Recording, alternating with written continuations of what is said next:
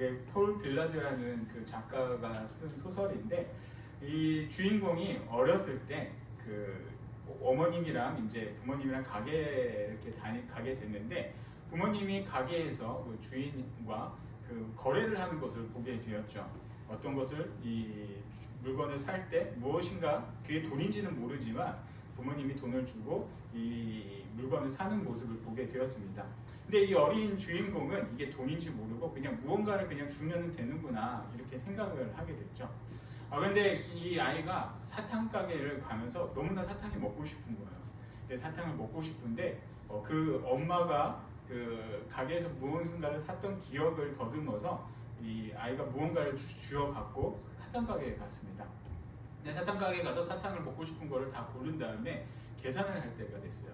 그래서 이제 주인 아저씨 위그든 씨에게 계산을 하게 되는데 버찌씨를 한 4개를 이렇게 사탕 가게 주인한테 주게 되었죠. 근데 사탕 가게 주인이 이것을 가만히 보고서 쳐다보았습니다. 왜 쳐다보았을까? 이 아이가 나한테 장난하나? 이런 생각을 갖고 있지 않았겠습니까? 물건을 줬으면 돈을 줘야 되는데 씨앗 4개를 주니 얼마나 당황스러운 그런 상황이겠습니까? 근데 이게 뭔가 좀 잘못된 걸 이 아이도 느끼겠죠. 그래서 아이가 한참을 보고 있는 아저씨에게 뭔가 모자라나요? 이렇게 물어보았죠. 그랬더니 이 위그든 씨가 이 아이에게 했던 말이 아니야, 돈이 좀 남는 것 하면서 거스름돈을 주었다는 그 이야기가 이 소설에는 있습니다.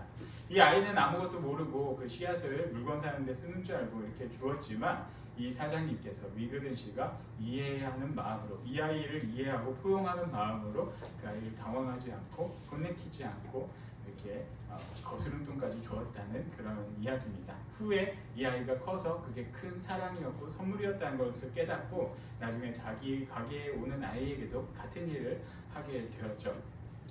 여러분들은 어떻습니까? 여러분들은 이 소설에 나오는 위그든 씨처럼 이렇게 포용하고 이해할 수 있는 그런 마음이 있으십니까?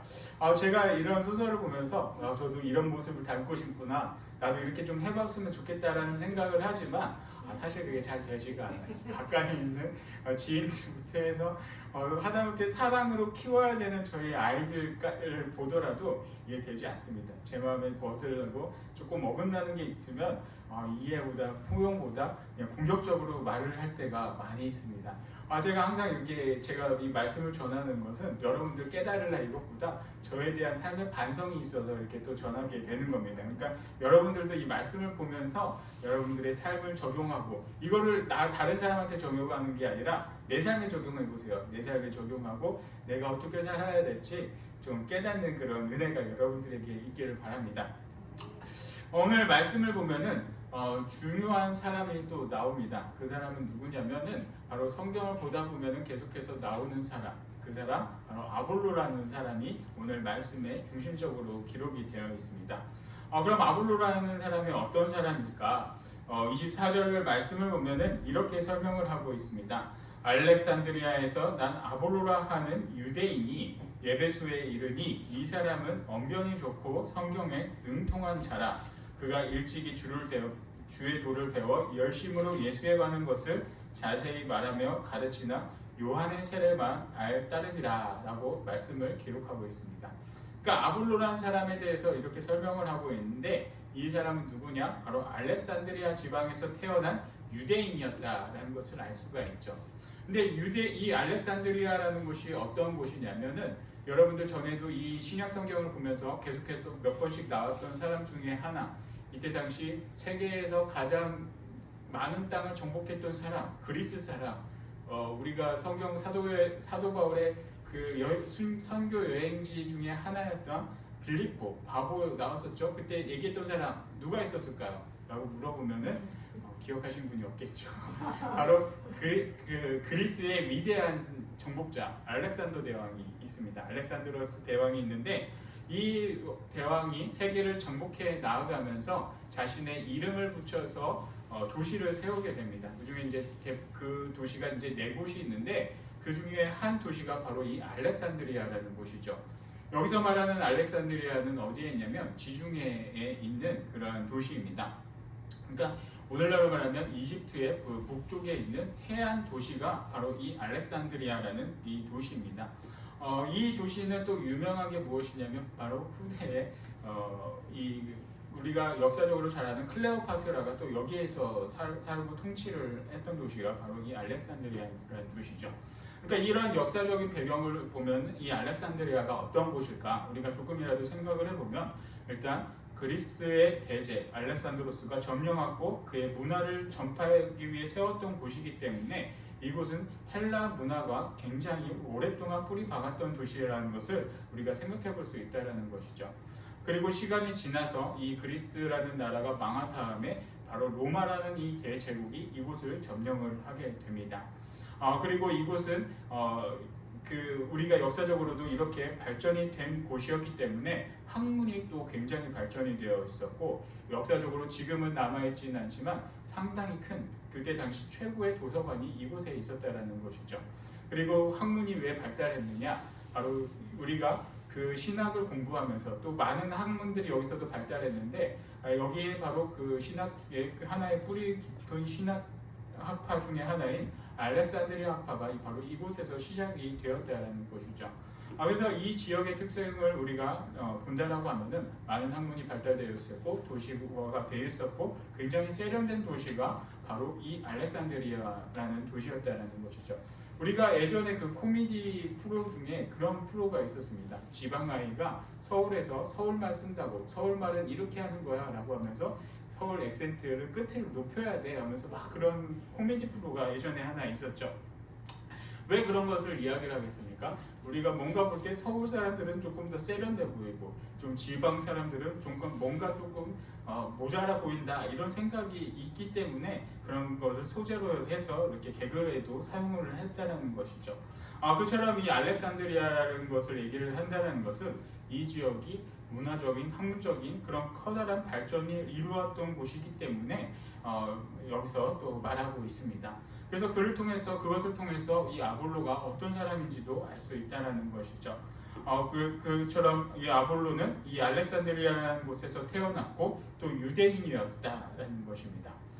그렇기 때문에 이 아볼로라는 사람도 굉장히 좀 세련된 이미지가 아니었을까 그런 의미에서 여기서도 말하고 있죠.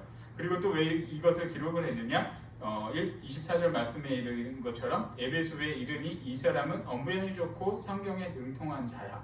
바로 이 이유를 알 수 있다는 것이죠. 언변이 좋은 이유, 성경에 능통한 이유. 바로 이 알렉산드리아라는 그 특색 중에 하나라는 것이죠. 많은 학문이 발전됐었고 신학이 발전이 되어 있었고 그리고 또 이 사람은 또 이 나중에 뒤에 성경 말씀을 보면 알 수 있듯이 요한의 세례만을 알 뿐이었더라. 그리고 예수의 그 도를 알고 있었더라 라고 이렇게 말씀한 것처럼 예수 그리스도에 대해서도 어느 정도는 알고 있었고 그리고 요한의 세례에 대해서도 많이 알고 있었다라는 것이죠. 그리고 언변에 좋다라는 것은 또 무엇입니까? 바로 이 알렉산드리아라는 곳에서 수사학이나 또 언변을 할 수 있는 그런 많은 학문들을 이 아볼로라는 사람이 습득을 했었다는 것이죠. 배웠다라는 것입니다. 그리고 이곳에서 발전된 그 신학, 성경, 이런 모든 것들을 다 배웠다라는 것이죠. 그리고 우리가 여기서 또 한 가지 생각을 해봐야 되는 게 여기서 말하는 성경은 구약 성경과 신약 성경 모두를 이야기하는 것이 아니라 구약 성경만을 이야기하고 있다는 것이죠. 당시에는 신약 성경이 쓰여져 있지 않았기 때문에 구약의 말씀을 다 배우고 깨달았던 사람이 이 아볼로라는 사람이었습니다.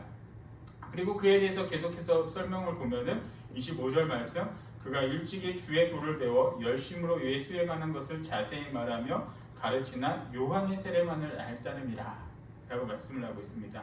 그가 이 지역에서 예수 그리스도에 대해서 배우고 하나님에 대해서도 알고 구약의 하나님 그리고 예수에 대해서도 이렇게 들었기 때문에 알았다라는 것이죠. 그래서 그것을 회당에서 유대인들에게 언변을 통하고 이 말씀을 전하였다라는 것입니다. 어디서? 바로 예배소에서 이 사람이 이렇게 말씀을 전하고 있었다라는 것이죠. 근데 뭔가 좀 부족한 모습이 있습니다. 이 말씀을 볼 때 이 완벽해 보이고 말도 잘하고 그리고 나중에 고린도전서를 보면 우리가 또 이 아볼로에 대해서 알 수 있는 게 인물도 출중했습니다. 있을 거라 이렇게 생각이 들어요. 왜냐하면 이 고린도 교회 많은 사람들이 이 아볼로를 지지하는 그런 많은 무리들이 또 생겨났기 때문이죠. 그래서 이렇게 말도 잘하고 성경도 다 알고 또 하나님의 말씀을 이렇게 잘 전했던 아볼로, 뭐가 부족할까요? 뭐가 모자랄까요?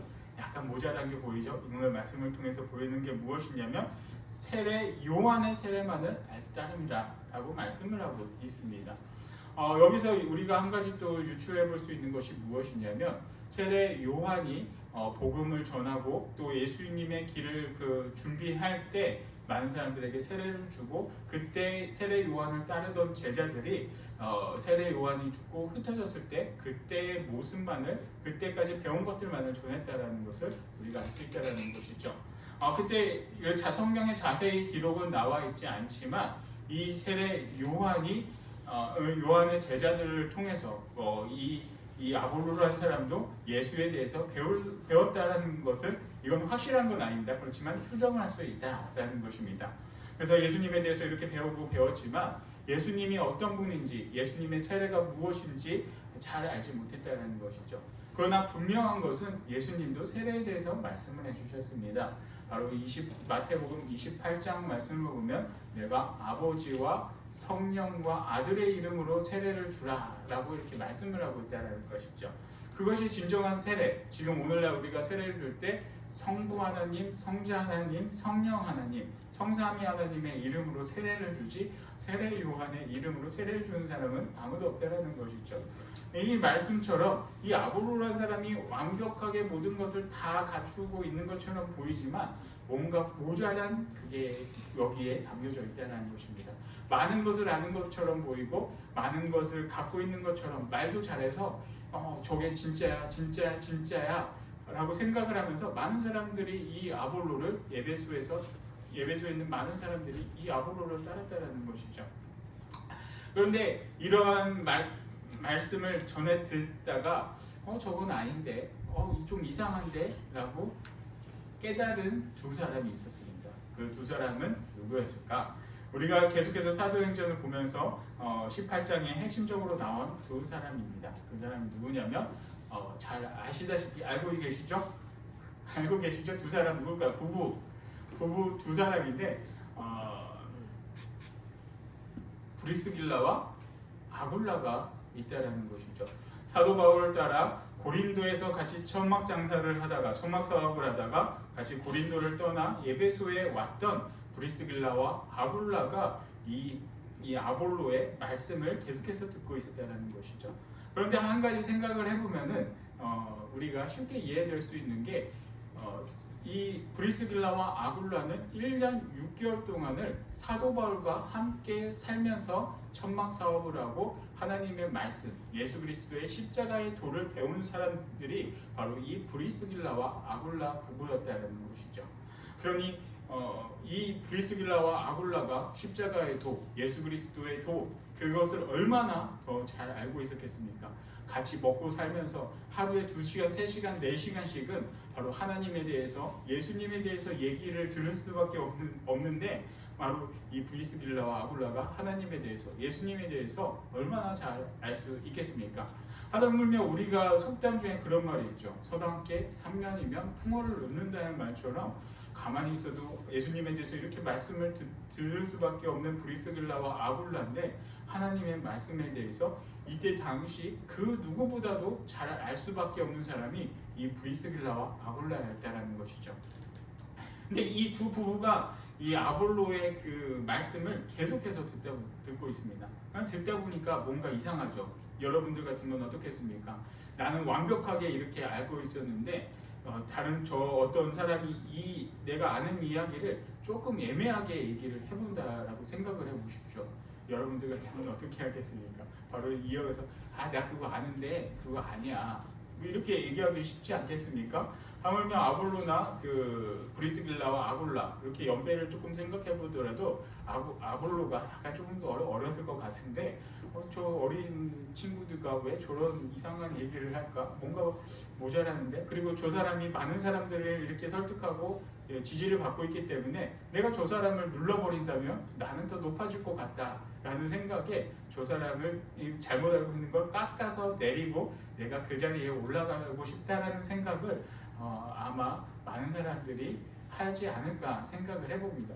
여러분들은 안 그러세요? 저는 가끔 그런 생각이 드는데 저는 뭐 아는 게 없어서 잘 못하고 있습니다. 한 가지 예를 들어서 예전에 제가 한 20년 전에 학부생일 때 대전에 있는 큰 교회의 목사님께서 그 셰프 인도를 하실 때 그런 말씀을 하셨습니다. 뭐 어떤 교회인지는 뭐 잘 아시겠지만 그 대전에 이제 영구단지의 대덕교회라고 당시에 20년 전에 한 1,500명 정도가 모였다. 지금은 2,000명이 넘는다고 하지만 그때 당시 한 1,500명이 모였던 교회인데 여기에는 이 교회는 한 가지 특색이 무엇이냐면 이 교회가 그 영구단지 안에 있기 때문에 대부분의 교인들이 박사라고 합니다. 그래서 서울대 뭐 이런 데는 어디 가서 명함도 못 내는데요. 그냥 조용히 얘기하는 분들이 서울대 출신이고 보통 보면 다 해외에서 박사학위 받아본 분들이 대다수였다라는 것이죠. 왜냐하면 연구단지가 있으니까 그 사람들이 이 교회에 오다 보니까 그런 특색이 이 교회에 있다라는 것이죠. 근데 이 교회에 그때 당시 심무했던 이중상 목사님께서 말씀 전하다가 예화를 찾다가 과학 현상이나 뭐 이런 것들을 가끔가다 이렇게 한 번씩 사용한다고 하십니다. 근데 이런 말들을 한 번씩 써먹으면은 이제 집에 가서 밤만 되면 전화가 계속해서 옵니다. 목사님 그거는 말이죠. 그런 것 때문에 그런 게 아니라 이게 잘못됐습니다. 이게 그렇게 맞지 않는 건데 목사님 말씀이 오류가 있습니다. 이런 전화가 계속해서 온다는 거예요. 처음에 제가 들을 때는 와, 똑똑한 교회라 그렇겠구나라고 생각을 했는데 목회자 입장에서는 굉장히 불편할 수밖에 없는 그런 상황이죠. 내가 어떤 말을 했는데 뭐 이거 갖다가 트집 잡고 저거 갖다가 트집 잡고 참 힘들 거라 이렇게 생각이 듭니다. 그래서 목회자는 오직 성경만 갖다가 이야기를 해야 되지 않나 이렇게 생각도 해보게 되는데 그게 우리들의 삶의 대부분의 모습이라는 것이죠. 그 연구원들 뿐만이 아니라 우리들도 한번 생각해 보세요. 내가 알고 있는 것, 내가 정말로 잘 알고 있는 것을 어떤 사람이 이야기를 할 때 무언가 부족하게 이야기를 한다고 생각해 보세요. 여러분들 같으면 어떻게 상황에 대처를 하겠습니까?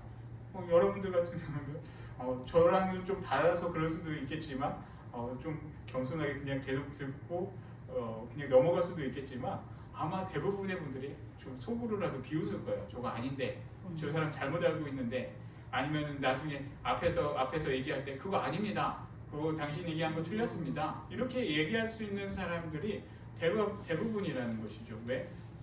정말 겸손하면 안 그렇겠지만 보통의 대부분의 사람들은 다른 사람들보다 뛰어나고 싶고 도드라지고 싶은 게 보통 사람들의 마음이라는 것이죠. 그런데 이 브리스길라와 아굴라의 마음이 어떻겠습니까? 우리가 생각해 볼 때 어떤 마음이겠습니까? 그런데 이 브리스길라와 아굴라는 그래도 바울 사도와 함께 사역을 해서인지 많은 겸손함이 이들에게 있어서 그런지 몰라도 이 아볼로의 그 말씀을 듣고 가만히 있었다라는 것이죠. 그가 어떻게 했습니까? 바로 26절 말씀을 보겠습니다. 그가 회당에서 담대히 말하기 시작하거늘 브리스길라와 아굴라가 듣고 데려다가 하나님의 도를 더 정확하게 풀어 이르더라 라고 말씀하고 있습니다. 근데 이 아볼로 정말 뭔가 부족하지만 언변도 좋고 하니까 너무나도 담대하게 이렇게 얘기를 하고 있죠. 담대하게 얘기하니까 많은 사람들이 이 사람을 지지하고 맞아 뭔가 부족하고 잘못된 것을 모르기 때문에 저 사람 말이 맞아, 저 사람이 맞아 따라간다라는 것이죠. 그런데 브리스길라와 아굴라는 그들의 말에 잘못된 것을 알고 있었습니다. 근데 계속 듣고 있다가 듣고만 있고 이 아볼로의 말에 그 어떤 그 항변도 하지 않았다라는 것이죠. 계속 듣고 있다가 말이 다 끝나고 한참 시간이 지난 다음에 이 브리스길라와 아굴라는 이렇게 했습니다. 브리스길라와 아굴라가 듣고 데려다가 하나님의 도를 더 정확하게 풀어 이르더라. 여기서 데려다가라고 이렇게 말씀을 했지만 여기서 데려다가 뭐 끌고 갔다 이런 게 아니라 모셔갔다는 거예요. 청빙해 갔다. 이 브리스길라와 아굴라가 다 듣고서 이 아볼로라는 사람을 자기 집으로 모셔갔다라는 것이죠. 따로 데리고 모셔갔다라는 것이 바로 이 말씀의 거기 의미에 담겨져 있습니다. 그리고 어떡합니까? 당신이 알고 있는 이 하나님의 도, 여기서 세례 요한의 도, 이것이 다가 아니라 이 땅에는 예수 그리스도가 오셨고 예수 그리스도의 세례가 있습니다. 그걸 더 정확하게 이 아볼로가 말했던 것에 부족한 것들을 더 자세하게 이 브리스길라와 아굴라가 친절하게 말했다는 것이죠. 내가 당신보다 더 많이 알고 있으니까, 내가 당신보다 연배가 위니까 당신은 내 말을 듣고 따라야 돼, 이게 아니라 더 정확하게 자세하게 하나하나 풀어서 알려주었다는 것이 바로 이 브리스길라와 아굴라의 모습이 여기에 담겨져 있습니다.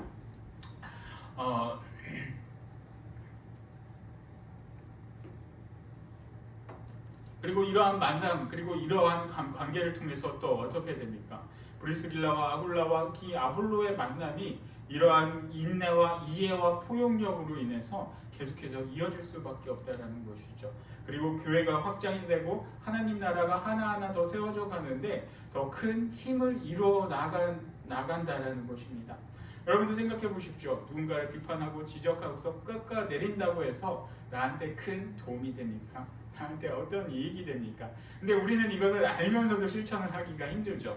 알고 있지만 이것을 실천하기가 힘듭니다. 왜? 내가 도드라지고 싶기 때문에, 내가 조금 더 겸손해지고 낮아져서 상대방을 섬겨야 되는데 이게 싫기 때문에 우리의 모습에서는 그게 잘 되지 않습니다. 그러나 우리가 겸손하게 상대방을 높여주고 그 사람들을 하나하나 세워나아갈 때 우리가 함께 동역하고 하나님의 나라를 이루고 함께 서로 돕는 관계가 이루어진다라는 것이죠. 그래서 이 브리스길라와 아굴라 그리고 이 아볼로의 이러한 만남을 통해서 어떻게 되느냐? 더욱더 하나님 나라가 확장이 되어지고 더욱더 견고해집니다. 그래서 이어서 27절 말씀을 보겠습니다. 27절 말씀을 보면 이렇게 말씀합니다. 아볼로가 아가야로 건너가고자 함으로 형제들이 그를 격려하며 제자들에게 편지를 써 영접하라 하였더니 그가 감에 은혜로 말미암아 믿은 자들에게 많은 유익을 주니 라고 말씀하고 있죠. 여기서 아볼로가 아가야로 건너가고자 함으로, 아가야가 어디입니까? 바로 18장에서 계속하고 있던 바로 고린도 지역이죠. 이 아가야의 주도가 바로 고린도라는 곳입니다. 그러니까 이 아볼로가 아가야로 넘어가려고 했다라는 것이죠. 그런데 바로 이 브리스길라와 아굴라가 어디에서 살다 왔습니까? 바로 얼마 전까지 이 고린도에서 살다가 왔다라는 것이죠. 그리고 고린도 교회를 바울과 함께 세워나가고 더욱더 견고하게 1년 6개월 동안 헌신하고 애썼던 사람들이 바로 이 브리스길라와 아굴라였다는 것이죠. 그리고 넘어온 지 에베소로 온 지 얼마 안 됐습니다. 그런데 이 아볼로를 만났습니다. 그리고 아볼로에게 정말 하나님의 말씀이 어떤 것인지 더 자세하게 친절하게 그를 비난하지 않고 하나하나 더 정확하게 알려주고 그들은 동역자의 관계가 되었다는 것이죠. 그럴 때 이 브리스길라와 아굴라가 바로 이 아볼로를 추천할 수 있었다는 것입니다. 우리 당신이 아가야로 가고 싶어? 우리가 고린도에서 왔어. 그러면 당신이 거기서 할 수 있게끔 우리가 추천을 해줄게. 바로 이런 관계가 형성이 될 수 있었다는 것이죠. 그래서 브리스길라와 아굴라가 편지를 써줍니다. 그가 세우고 그가 개척하고 그가 애썼던 그 고린도 교회에 편지를 씁니다. 이 아볼로라는 사람은 정말 하나님 말씀에 능통하고 정말 이 사람을 담임 목회자로 쓰면 너희 교회에게 더 유익이 될 거야 라는 그런 추천서를 써주게 됩니다. 그래서 오늘 말씀에서 기록하고 있는 것처럼 그가 감에 은혜로 말미암아 믿는 자들에게 많은 유익을 주었다라고 말씀을 하고 있습니다. 그리고 28절 말씀, 이는 성경으로서 예수는 그리스도라고 증언하여 공중 앞에서 힘있게 유대인의 말을 이기미러라. 예수 그리스도를 전하며 예수님께서 주신 그 지혜로 유대인들의 그 말도 안 되는 그 논리를 다 이겨냈다라는 것이죠. 그리고 여기서 이 사도행전 18장 24절에서 28절 왜 중요할까? 한 가지 더 말씀을 드린다면 이 말씀이 바로 고린도전서, 고린도후서의 배경이 되는 말씀이라는 것입니다. 고린도전서, 후서 왜 썼습니까? 바로 이 고린도 교회 문제 때문에 이 사도 바울이 썼다는 것이죠. 그리고 이 교회 초대 담임 목회자 바로 사도 바울, 그리고 그 다음 목회자 바로 이 아볼로라는 것입니다. 그 관계가 바로 이렇게 형성이 되었다는 것이죠. 그래서 이 말씀을 전하면서 우리가 한 가지 정확하게 또 한 번 되새겨야 되는 것은 어떠한 사람들, 그 다른 사람들의 그런 모습을 보면서 내가 그 사람을 깎아내리고 그 사람이 잘못된 것을 끄집어내서 찌르는 것이 아니라 포용할 줄 아는 그런 이해력이 우리에게도 있어야 한다는 것입니다.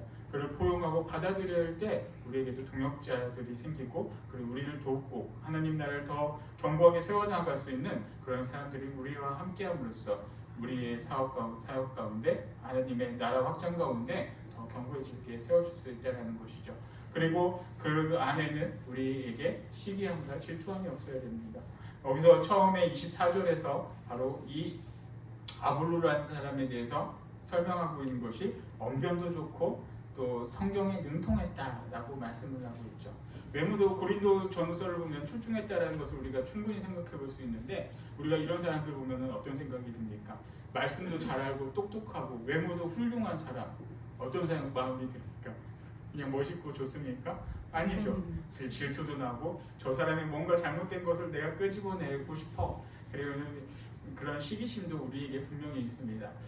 제가 이제 나이가 이제 어느 정도 이제 들면서 제 주변에도 그런 사람들이 좀 사라졌는데, 이제 한 10대, 20대 때 이게 주변에 이렇게 자매들 보면은 예쁜 사람만 보면은 욕을 하더라고. 예쁜 사람만 보면은 욕을 해요. 어저께 인터넷창을 이렇게 보다가 그 예쁜 연예인들 이렇게 사진 같은 거 올라온 거 보면은 헐뜯기 바빠요. 뭐 쟤는 뭐 고쳤네 안 고쳤네. 근데 고쳤네 안 고쳤네 그게 뭐가 의미가 있어요? 그 사람이 나한테 아무런 의미도 없고 그 사람이 나랑 가족들과 내 친구도 아닌데 헐뜯고 욕하기에 바쁘다라는 것이죠.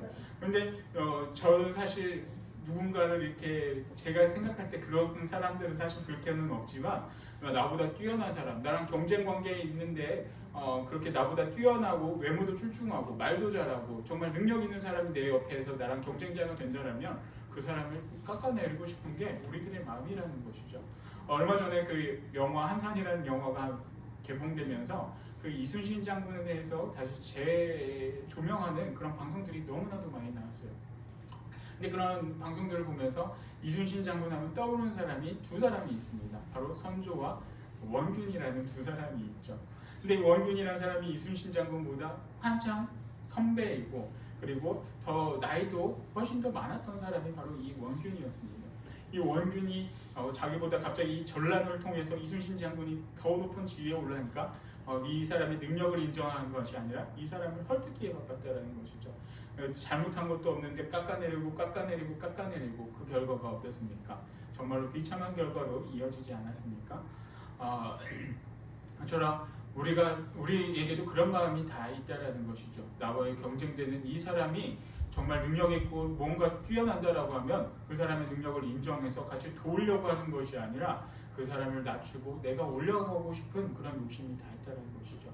그런데 하나님을 믿고 주님 안에서 함께 동역하며 살아가는 사람들에게는 그런 시기심이나 질투심보다는 이 사람을 통해서 함께 선을 이루고 하나님의 나라를 이루어가야 한다는 그런 마음들이 더 앞서야 한다는 것이죠. 그래서 사랑하는 성도 여러분, 우리가 예수님 안에서 이렇게 살아갈 때 교회 공동체, 또 가정 공동체, 그런 예배 공동체 안에 서로 겸손하게 섬기고, 그리고 시기하는 마음을 버리고 그 사람의 장점을 우리가 더 존중해주고 함께 동역하는 마음을 갖기를 바랍니다. 그래서 그 사람을 존중하고 나아갈 때 이 브리스길라와 아볼라, 그리고 아볼로의 관계처럼 서로 협력하는 관계가 되고, 또 하나님의 나라를 위해서 더욱더 견고해지고 서로 도울 수 있는 그런 관계가 우리에게도 이루어질 수 있습니다.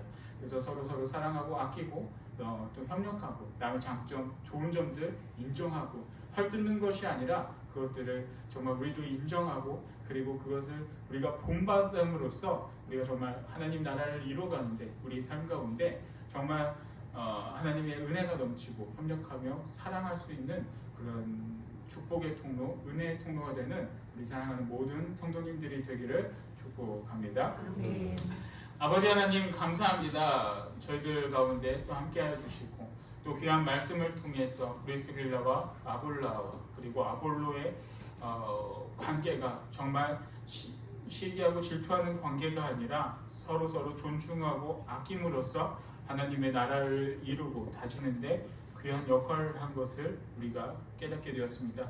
아버지 하나님, 저희들이 삶을 살아가면서 시기하는 마음, 질투하는 마음을 갖고 상대방을 낮추고 헐뜯는 것이 아니라 상대방을 존중함으로써, 상대방을 이해함으로써, 포용함으로써 협력하고 선을 이루고 하나님의 나라를 이루어 나갈 수 있는 저희들 모두가 될 수 있도록 아버지 하나님 함께하여 주시옵소서. 아멘. 주님께 영광을 올려드리며 오직 예수 그리스도만을 바람으로써 저희가 겸손하게 살아갈 수 있는 저희들 모두가 될 수 있도록 아버지 하나님 역사하여 주시옵소서. 아멘. 모든 것 감사드리며 예수 그리스도 이름으로 기도드리옵나이다.